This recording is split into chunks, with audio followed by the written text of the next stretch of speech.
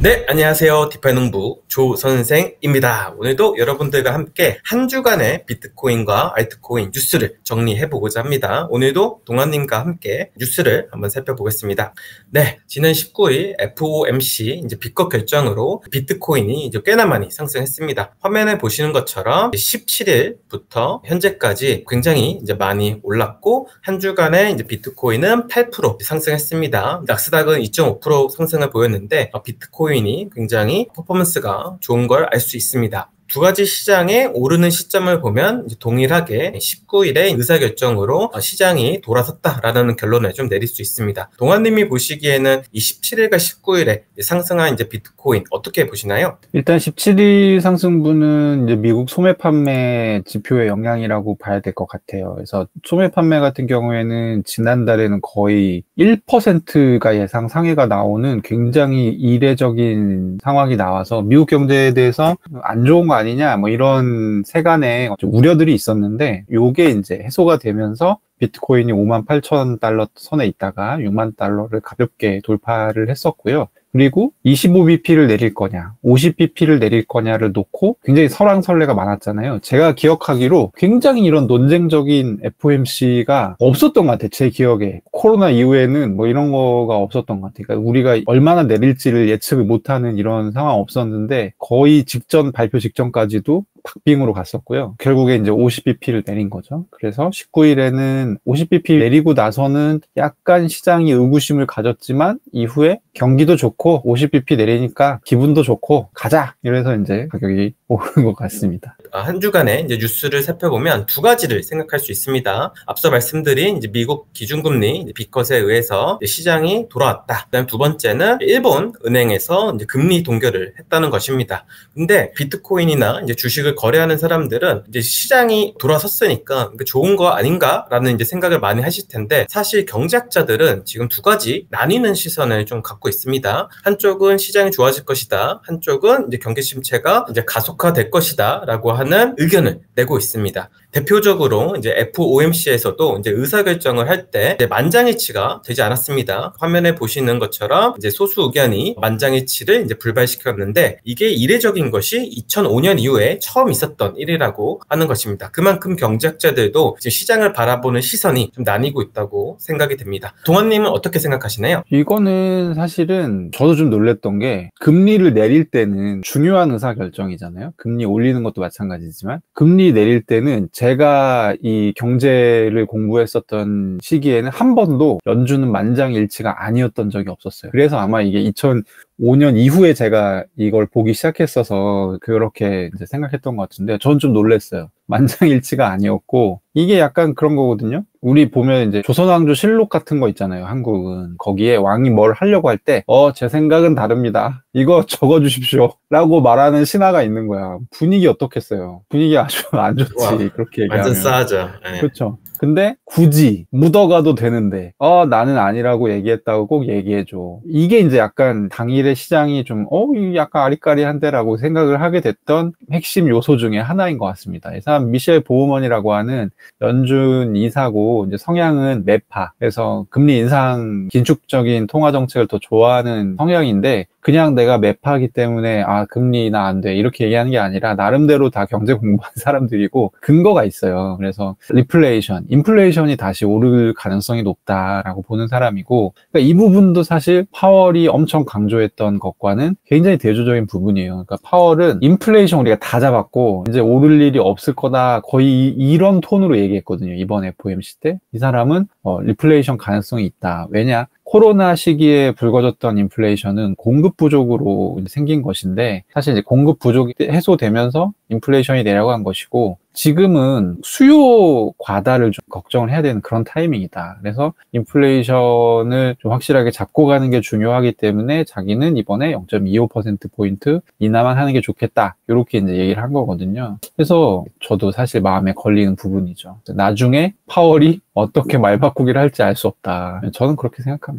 네, 이제 FOMC에 어떤 내용들이 좀 나왔는지 주요 내용을 한번 요약해 봐야 될 것 같습니다. 동아님이 한번 부탁드리겠습니다. 네, 일단 연준에서는 가장 중요한 거 50bp 내렸죠. 직접적인 이유는 8월 21일에 잭슨홀 미팅 바로 직전인데요. 고용 데이터를 대폭 수정했어요. 미국 정부가. 이것 때문에 저희도 몇 번 얘기했었고 말이 많았죠. 연간 고용이 80만 개가 과장됐다. 그래서 이제 수치가 조정이 됐는데, 그러면은 사실 고용이 1년 동안 좋지 않았었던 거거든요. 그래서 파월도 이번에 질의응답 때 그런 얘기를 하긴 했습니다. 아마 이것을 미리 알았다면, 7월에 알았다면 우리가 7월에 미리 인하를 했을 거다, 이렇게 얘기를 했거든요. 요게 이제 제일 중요한 거고, 두 번째는 미국 경제는 지금 침체 상태가 아니다. 굉장히 상태가 좋은 상태. 다만 고용 불안정성이 좀 커지고 있어서 우리는 거기에 적극 대응하겠다, 이렇게 얘기를 했고, 세 번째로는 물가는 더 이상 문제가 아니다. 굉장히 강하게 얘기했고요.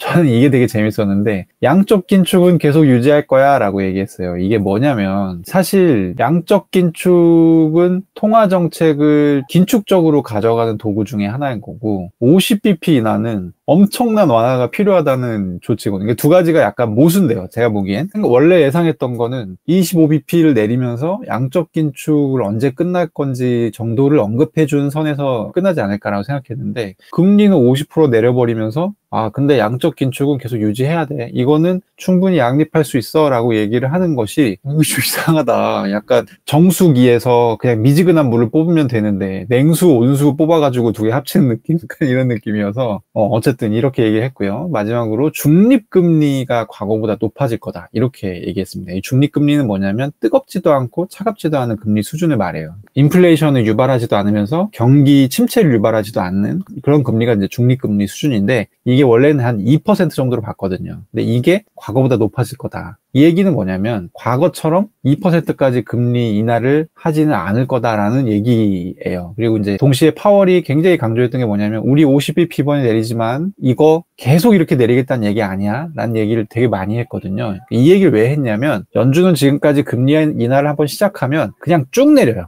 어느 지점에 도달할 때까지, 충분히 낮아졌다는 생각이 들 때까지 쭉 내리는 성격이 있었어요. 왜냐하면 지금까지 금리 인하는 대부분 경기 침체에 대한 대응이었기 때문에 그런 건데, 이번에는 일단 50pp를 내리는데 다음 금리 어떻게 될지 몰라 라는 얘기를 했죠. 그래서 시장은 어떻게 또 반응을 했냐면, 가장 재밌었던 거는 그거죠. 연준이 50pp 금리를 내렸는데 채권 금리가 내려갔다가 다시 제자리로 올라왔어요. 달러 인덱스 내려갔다가 다시 제자리로 올라왔고, 이날 주식도 올라갔다가 다시 내려왔어요. 이게 뭘 의미하냐? 50bp에 대해서 실질적인 시장 효과가 그렇게 크지 않았다는 거를 의미하는 것 같아요, 저는. 근데 이게 왜 이러냐면, 그러니까 채권 금리 같은 게 대표적으로 우리가 예상하는 금리 수준보다 훨씬 앞서서 선행하는 측면이 있어요. 그러니까 올해 들어서 100bp를 내릴 것 같다. 그러면 100bp만 내려가 있는 게 아니라 150bp, 175bp 막 이렇게 내려가 있단 말이에요. 근데 그게 롤백이 됐다고 저는 생각해요. 이게 무슨 얘기냐면, 지금까지 연준이 금리 한번 내리면 쭉 내릴 거여서 앞에 앞서가고 있었는데, 야, 우리 이번에는 그렇게 안 할 거야 라고 하니까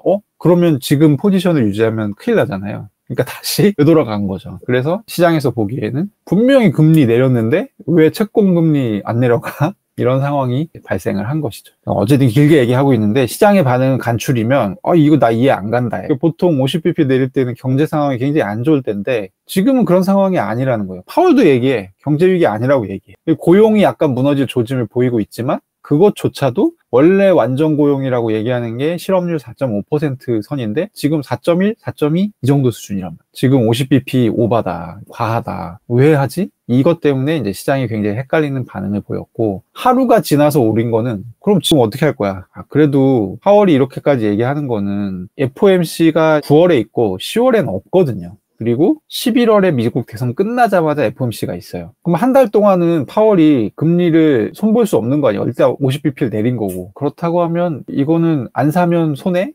이거는 뭐 오르는 장이네? 이런 이제 컨센서스가 생기면서 하루 늦게 사실 가격이 올랐다고 생각합니다. 그러면 우리가 또 알아봐야 될 게, 코인 시장은 어떤 영향을 받을까라는 생각을 좀 해봐야 됩니다. 트위터를 통해서 재밌는 하나의 표를 좀 갖고 와봤습니다. 어떤 표냐면, 시장의 유동성이 늘어나면 코인 가격은 어떻게 될 것인가, 특히 비트코인은 어떻게 될 것인가 라고 하는 상관관계를 보여주는 차트입니다. 보시는 것처럼 통화가 증가되면은 이제 가격이 오르는 것을 볼 수 있고, 이것의 상관관계가 굉장히 높다라고 좀 볼 수 있습니다. 그래서 조금 이것을 자세히 살펴보면 화면과 같은데, 동아님이 보시기에 그러면 지금 앞으로 통화가 이제 팽창이 될 것이고, 그러면 우리가 기대하는 비트코인의 가격이 오를 것이라 예측할 수 있는데 과거 데이터를 살펴보면 진짜 그럴 거라 생각하시나요? 이 그림은 사실 많이 인용이 되는 그림이죠. 금리 인하를 했을 때 M2라고 해서 시중 유동성의 대표적인 지표인데 M2가 늘어날 수밖에 없고 특히 미국 같은 나라가 금리 인하를 했을 때 그러면 과거에는 M2가 늘어날 때마다 비트코인이 상승을 했었다. 이런 얘기예요. 그래서 일단 금리 인하는 암호화폐에 어떤 영향이 있냐? 좋은 영향이 있다. 근데 저는 지금은 그렇다고 해서 이게 지금 보면 그래프도 보시면 아시겠지만 대나무 같은 색깔 빗금무늬가 M2고 빨간 색깔이 비트코인이거든요. 보면은 옛날에는 비트코인이 M2의 증가세보다 약간 과도하게 반응했던 중간에 사이가 뜨잖아요. 근데 지금은 어때요? 가까워질수록 이게 좀 처지고 있죠.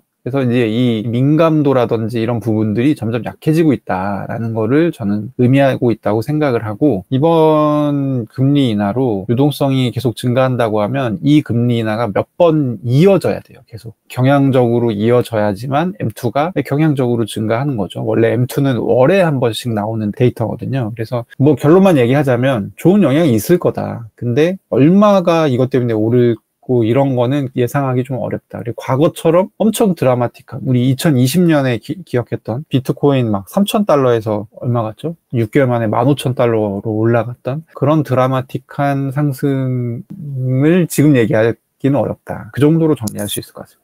네, 이번 한 주에 이제 비트코인 현물 ETF의 순유입과 유출을 한번 살펴봐야 되는데 이번 주는 이제 비트코인은 순유입이 도드라졌던 이제 한 주였습니다. 아무래도 이제 빅컷이 예상되다 보니까 많은 유동성이 이제 비트코인 ETF에 좀 유입이 된 것 같은데 한 가지 시장에서 주요했던 뉴스는 바로 마이크로 스트래러지가 1빌리언 달러 하나로 치면 1조 3천억 상당의 자금을 사채를 발행해서 비트코인을 이제 산다고 이제 공표를 했고 실질적으로 이제 매입을 하고 있는 것 같습니다.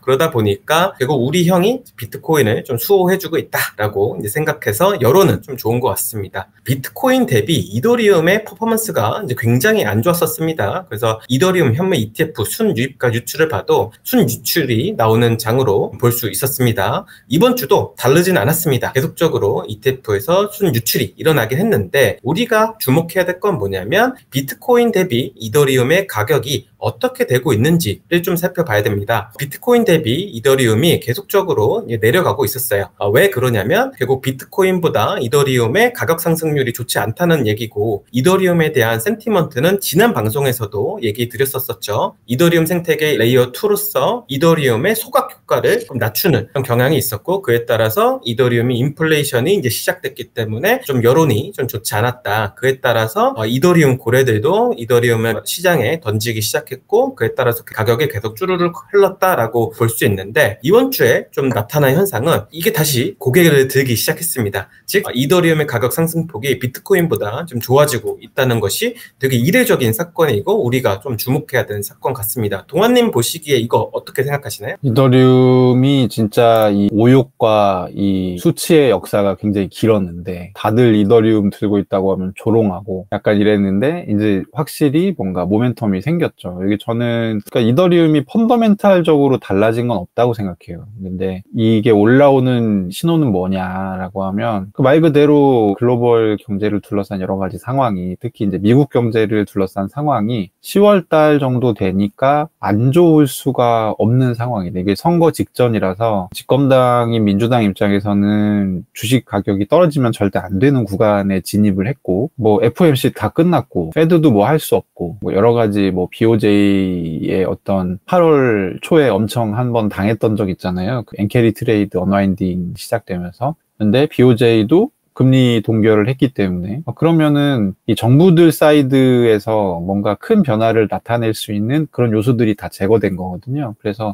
제 생각에는 10월은 상승장일 것 같다라는 생각이 있으니까 요게 머리를 쳐들기 시작한 것 같다라는 생각이 듭니다. 그래서 이거는 되게 동현님 말씀하신 대로 괄목할 만한 그런 변화고요. ETF 순유입도 제가 보기에 다음 주부터는 좀 들어오지 않을까 하는 생각을 해봅니다. 네, 그러면 우리가 이제 결론을 좀 내야 됩니다. 그것은 바로 그래서 10월 상승장일까? 여전히 하락장일까? 이거를 좀 결론을 내야 되는데 동아님이 생각하시기에 10월 상승장 오실 것 같습니까? 저는 이 방송에서 제가 비교적 솔직하게 다 얘기하는 편인데 9월 달까지만 해도 악재가 되게 많았어요. 악재 중에 대표적인 게 뭐냐면 금리를 이제 내려야 되는 타이밍인데 금리를 내리면 좋지만 금리를 내리면 동시에 안 좋아지는 조건들이 생기는 거. 그러니까 이게 어떤 트레이드 오프 같은 관계에 놓여 있는, 가령 금리를 많이 내리게 되면 미국과 일본 사이에 금리 차가 좁혀지면서 8월 초 같은 엔캐리 트레이드 리와인드 시장 발작이 발생할 수 있다. 이게 가장 큰 걱정되는 구조 같은 거였고, 또 하나는 금리 인하를 하게 될 경우에는 이 금리 자체가 내려가기 때문에 그럼 뭐가 따라 내려가겠어요? 대출 금리가 따라서 내려갑니다.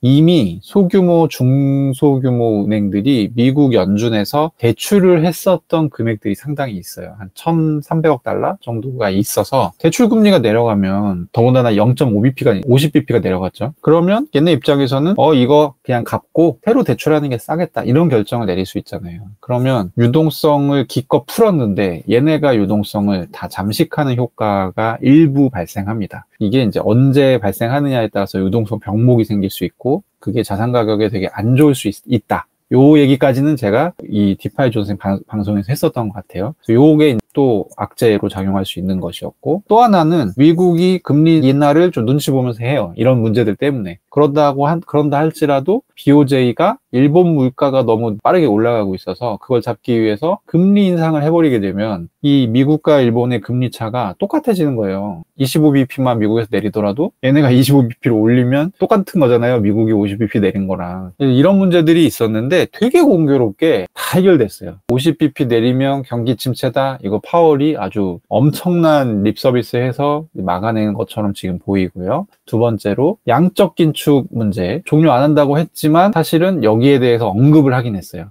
그거 해결책을 가지고 있어 라는 식으로 파월이 그때 얘기를 했거든요. 그래서 이 우려도 일시적인 유동성 병목이 생길 우려도 조금 낮다고 봐야 되고, 가장 중요한 건 BOJ가 금리 동결 결정을 하면서 엔캐리 트레이드 문제에 대해서도 10월 달은 괜찮을 듯? 악재가 있었는데 이게 다 거짓말처럼 악재가 소멸하니까 10월이 진공 상태가 됐어요. 그래서 이런 말이 적당한지 모르겠지만 운전수가 그냥 올리면 아무도 막을 수 없는 그런 상태가 됐고, 다들 아시다시피 코인 같은 경우는 한 2주 전부터 그런 얘기 계속 나왔거든요. 고래들이 엄청 사고 있고, 그것도 막 55,000달러부터 그 얘기가 나왔으니까 고래들이 엄청 사고 있고 이것의 축포가 아마 곧 터질 거다 이런 얘기를 했어서, 그때 저는 뭐라고 생각했냐면 매크로가 지금 문제가 한두 개가 아닌데 뭐 코인 고래들이 좀 산다고 해서 이게 오를까 이런 생각을 했었거든요. 근데 악재가 다 없어져 버리니까 비트코인 가격이 오르기가 되게 유리한 국면이라고 저는 생각이 들어요. 그리고 아까도 동현님 말씀하셨다시피 BTC 이더 차트 보면 반등하기 시작했잖아요. 이더는 펀더멘탈이 바뀐 게 아무것도 1도 없어요. 근데 이게 갑자기 뾰족하고 올라왔다는 건 뭐냐면